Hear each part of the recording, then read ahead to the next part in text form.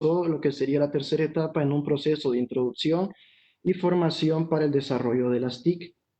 En este sentido, comenzó un trabajo tanto para docentes, personal administrativo y los estudiantes en fortalecer esas habilidades en TIC y así desarrollar como único medio de educación las clases virtuales.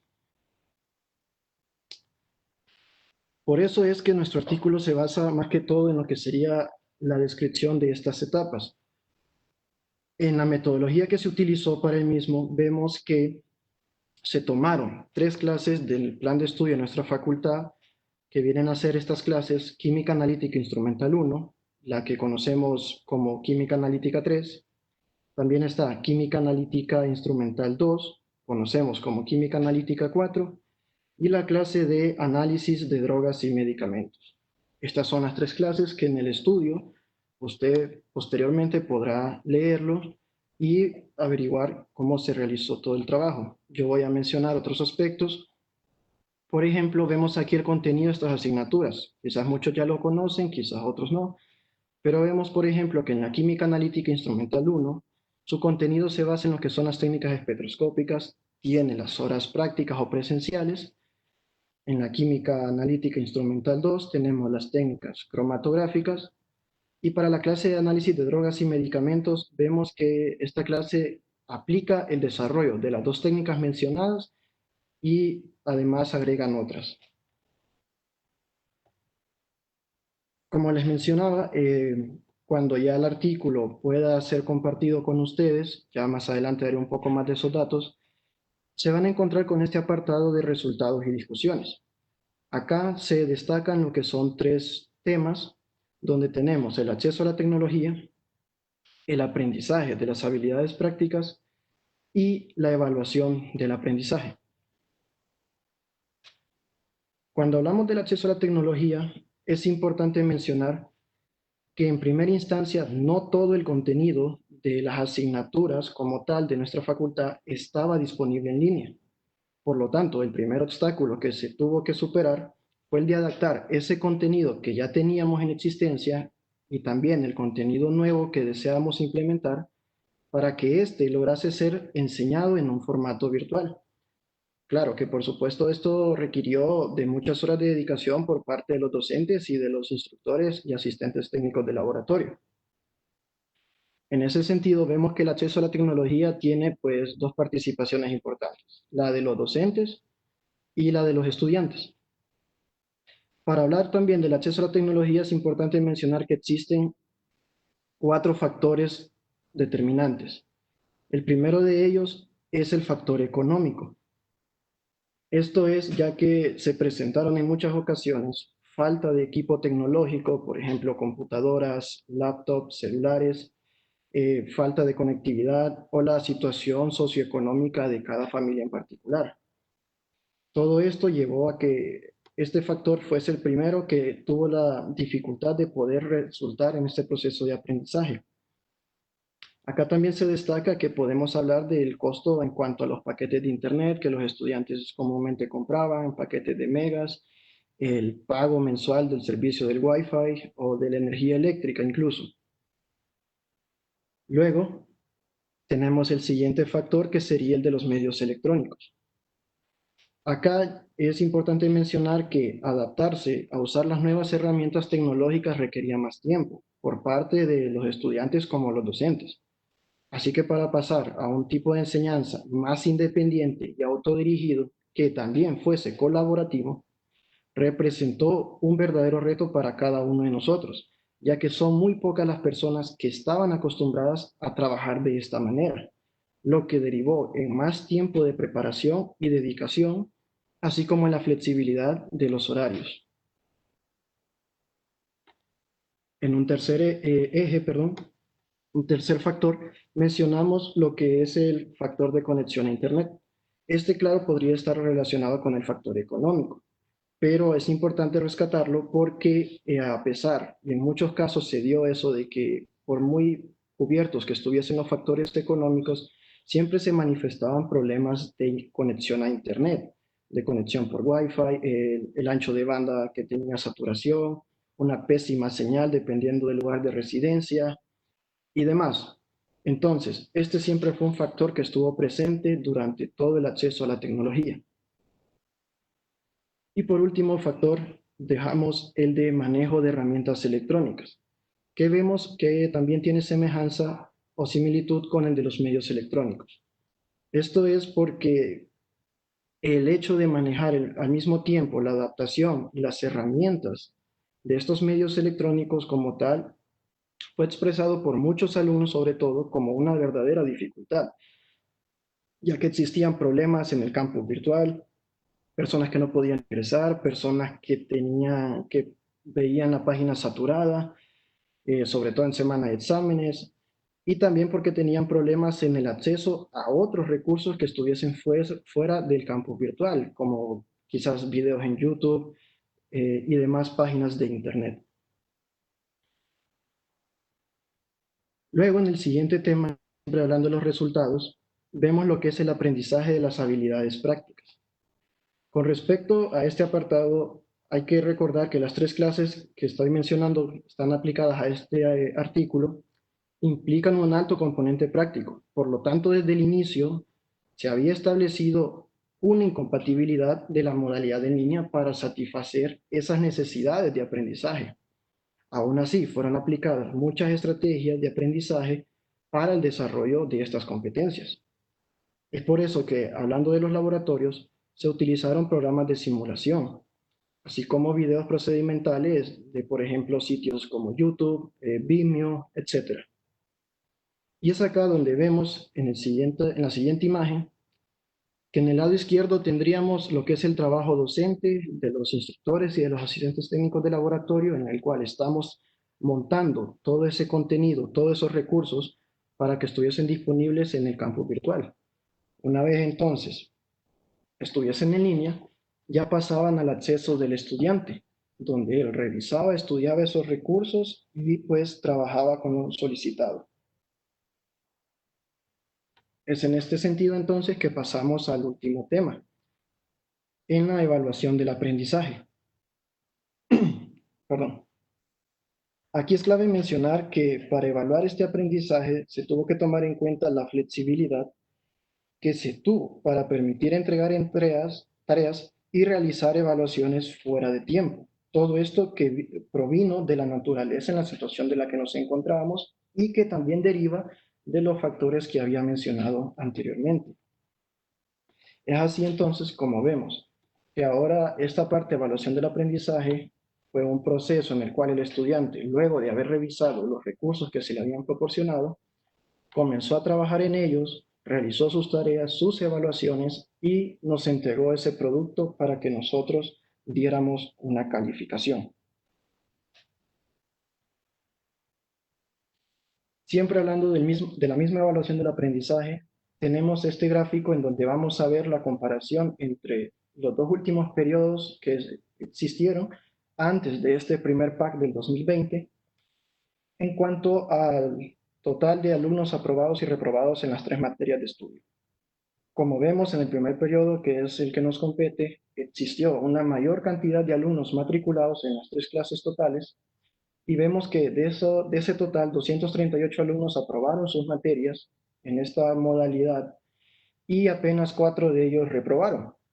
Pero donde está el verdadero cambio notorio es en la línea azul que ustedes pueden observar arriba, que refleja lo que es el promedio en, en los índices globales de estas mismas asignaturas, donde vemos que, por ejemplo, en el segundo periodo, perdón, del 2019, había un 70% de índice como promedio, en el tercer periodo del 2019 subió una unidad a 71, pero en este periodo específicamente subió 6 cifras más, llegando al 77%. Entonces vemos que fue algo sumamente notorio, quizás podrían decir mucho hasta impresionante, pero claro, cabe la pregunta acá, ¿por qué habrá pasado esto? Bueno, como ya lo he estado mencionando, se debe a muchos de los factores mencionados anteriormente, pero sobre todo se menciona la flexibilidad que se tuvo con los estudiantes para presentar las evaluaciones que les permitieron mantener su nota y aprobar así las materias. En este otro gráfico vemos lo que también es el porcentaje de estos tres periodos siempre, Y nuevamente el primer periodo de este año es el que se lleva pues la sorpresa, donde vemos que el 98% de los alumnos totales fueron los que aprobaron las 3 materias y apenas un 2% representó a estos alumnos no aprobados. Entonces, como mencioné, se podría decir que esto es una muy buena noticia para cualquier estudiante, ¿verdad? Eso creo que es indudable. Pero como estamos hablando de un artículo y estamos discutiendo la parte de evaluación del aprendizaje, es importante estudiar y analizar ese 98% de aprobación y tomando en cuenta los factores mencionados anteriormente, para que en los próximos meses los autores, demás docentes e incluso las autoridades consideren que será importante establecer si este aprendizaje de los estudiantes y estas notas se deben a que el mismo aprendizaje fue significativo o si simplemente fue el producto de las condiciones excepcionales debidos a la situación actual. Eso queda como trabajo posterior. Entonces, ya luego en ese sentido vamos a llegar a la parte de las conclusiones, donde vemos que una de estas primeras menciona que el entorno socioeconómico es un factor determinante para la dificultad del desarrollo de estas actividades de aprendizaje. Claro, esto no quiere decir que las va a imposibilitar a un grado enorme, pero sí las va a convertir en algo difícil para el desarrollo de las mismas. Solo es de buscar herramientas, mejorar las que ya se tienen y disminuir así esa dificultad en lo posible.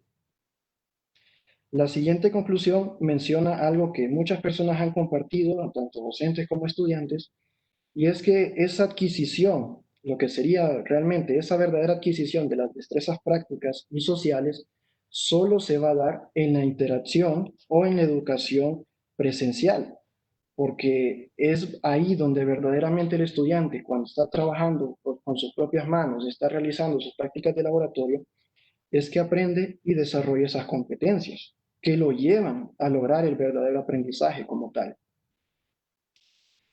Y por último, dice que los procesos de evaluación resultaron ser muy permisivos, dadas las circunstancias actuales, pero aún así se buscó seguir y se siguió un modelo más constructivista a través de una evaluación continua y flexible.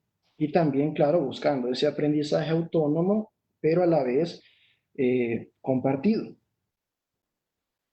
También acá, para agregar un poco, es importante mencionar que con estas conclusiones y lo demás que usted vaya a leer en el artículo, esto llevó a que los docentes tuvieran un punto de vista en donde estas experiencias obtenidas durante todo el transcurso de este primer periodo permiten la reflexión sobre el esfuerzo en la misma instrucción que se ha dado, así como la aplicación, la planificación y el desarrollo de las actividades basadas en esa autonomía de los estudiantes. Claro, que también sería necesario manejar una comunicación más asertiva y furtiva por parte de ambas partes y así motivar al estudiante a continuar con este proceso. Se le agradece mucho a las autoridades de nuestra Facultad de Química y Farmacia por permitirnos el desarrollo y presentación de este artículo científico y en lo personal quiero agradecer a todas las personas que están ahí conectadas el día de hoy. Realmente agradezco su presencia y espero que les haya gustado mi presentación del día de hoy. Para finalizar, les dejo los datos de lo que es el artículo científico. Este artículo va a ser presentado en la revista el Journal of Chemical Education. En este sentido, ya se envió el artículo para una primera revisión, el mismo fue revisado, se enviaron las observaciones y ya se están trabajando en ellas, para que así el artículo llegue a ser publicado en el mes de septiembre. Obviamente se les hará saber mediante los medios oficiales de nuestra facultad. Por mi parte, eso sería todo y muchas gracias.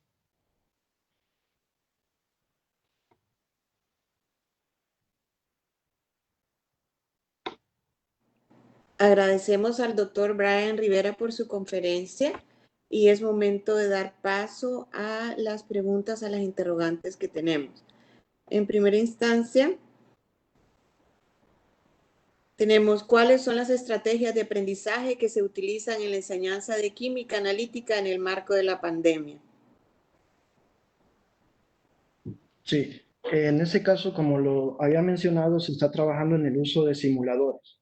Por ejemplo, para las químicas analíticas 3 y 4, los simuladores de las técnicas cromatográficas y espectroscópicas que mencioné están siendo claves. Asimismo, el uso de videos procedimentales que permitan que el alumno tenga una mejor comprensión. También para la clase de análisis de drogas y medicamentos se están utilizando simuladores que van a permitir fortalecer esas competencias.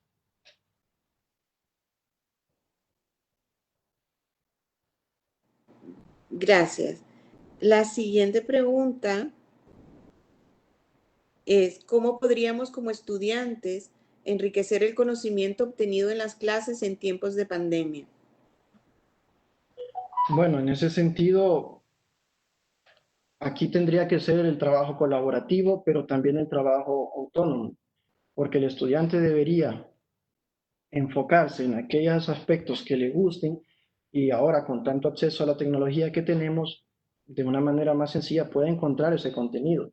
Nosotros, mediante esta modalidad en línea, servimos como tutores, somos tutores, asesores para ese procedimiento, perdón, de aprendizaje en el estudiante.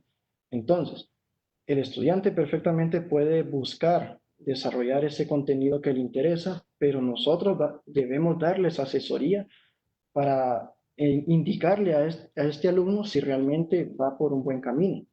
Y si no lo es, pues darle las herramientas para que lo haga.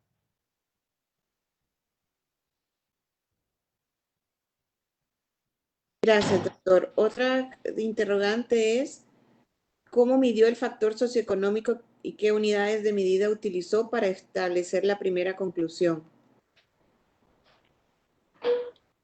Me repite la pregunta, por favor. Se entrecortó. Perdone. ¿Cómo midió el factor socioeconómico? ¿Qué unidades de medida utilizó para establecer la primera conclusión? Bueno, para establecer las conclusiones se utilizaron lo que fueron unas pequeñas encuestas. Encuestas que se realizaron al azar, ¿verdad? Entonces, en base a esos resultados es que se tomaron y se redactó todo el artículo en sí.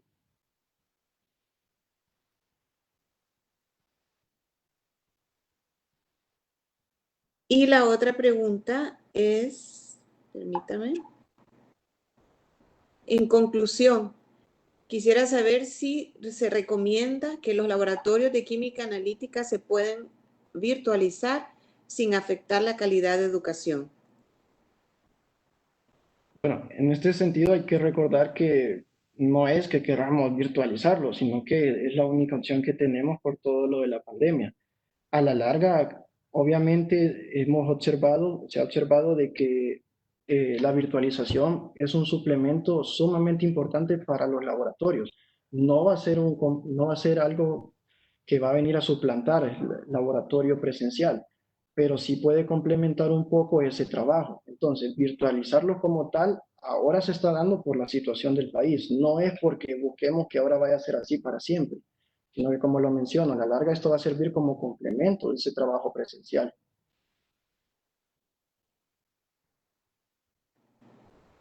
Y la última pregunta es, ¿creen poder seguir dando clases el tercer periodo con base a estos datos, a estos resultados? Claro, esto solo fue una primera instancia, un primer análisis. Como lo mencioné, a partir de esto nos toca a todos, personal de la facultad y de la universidad como tal, seguir realizando este tipo de análisis y sacar esas conclusiones, pero poder se puede, claro. Ya estamos desarrollando, estamos trabajando incluso todos estos días en esa virtualización, podría decirse, para el desarrollo y el aprovechamiento de todos los estudiantes. Entonces, sí se puede. Y por último, que no había visualizado esta pregunta, ¿qué garantía se tiene que el estudiante no está abusando de la tecnología para hacer trampa en las evaluaciones? Realmente ese fue un aspecto que se tomó en consideración. Claro que como profesionales que somos o que estamos formando, el factor ético tiene que ser clave. Entonces, hay maneras en las que se podría, pues, darle ese instrumento al estudiante en el cual se asegure de que vaya a trabajar por su cuenta, obviamente buscando él solo sus herramientas y no buscando la copia del compañero, pero en este sentido creo que la ética siempre va a ser lo primordial, porque a la larga, siempre lo he dicho, que el que se hace daño pues es el mismo estudiante. Entonces, en ese sentido, tendría que ser eso, el trabajo consciente, autodidacta propio y también la ética que el mismo estudiante quiera poner para realizar los mismos. Siguen llegando las preguntas, vamos a dar paso a tres, las últimas tres. ¿Cómo afectaría la virtualización de los laboratorios a los estudiantes en la práctica? Bueno, yo pienso de que eso podría depender en base a qué tipo de simulación se esté trabajando, porque, por ejemplo, lo que son simuladores de equipos como cromatógrafos, tanto de gases como líquidos, espectrofotómetros y todos esos equipos instrumentales, realmente son bastante similares a como lo tendríamos en presencial, porque todos estos equipos utilizan un software. Entonces, con ese mismo software usted programa sus columnas, usted programa su fase móvil, etcétera. Entonces, en este sentido, realmente el simulador ayuda bastante a que el estudiante aprenda de manera casi igual a como estuviese en la presencialidad. La única diferencia notable, diría yo, es que no está viendo el equipo con sus propios ojos, quizás no lo está tocando, pero el simulador con el software que tendría este equipo es casi el mismo. Y nos hacen una pregunta de, ¿habrá un segundo estudio y análisis de este tema? ¿Seguirán el mismo patrón de investigación o se implementará una técnica? Eso es algo que queda pues a reflexión y análisis de cada uno de los autores. Claro que, como ustedes vieron, solo se incluyeron 3 clases. No lo sé si en el futuro se va a incluir a toda la facultad como tal. Se van a seguir trabajando con las 3 mismas asignaturas. Eso es algo que pues, se tendría que discutir en su momento, pero sí se podría. Muchas gracias, doctor Rivera.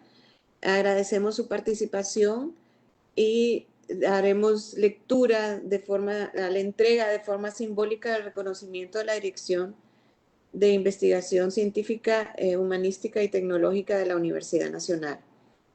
La Universidad Nacional Autónoma de Honduras, a través de la Dirección de Investigación Científica, Humanística y Tecnológica, en ejercicio de sus facultades y en el marco de la ley, otorga el presente reconocimiento a Brian Rivera por su participación como conferencista en el primer Congreso Virtual de Investigación Científica UNA 2020.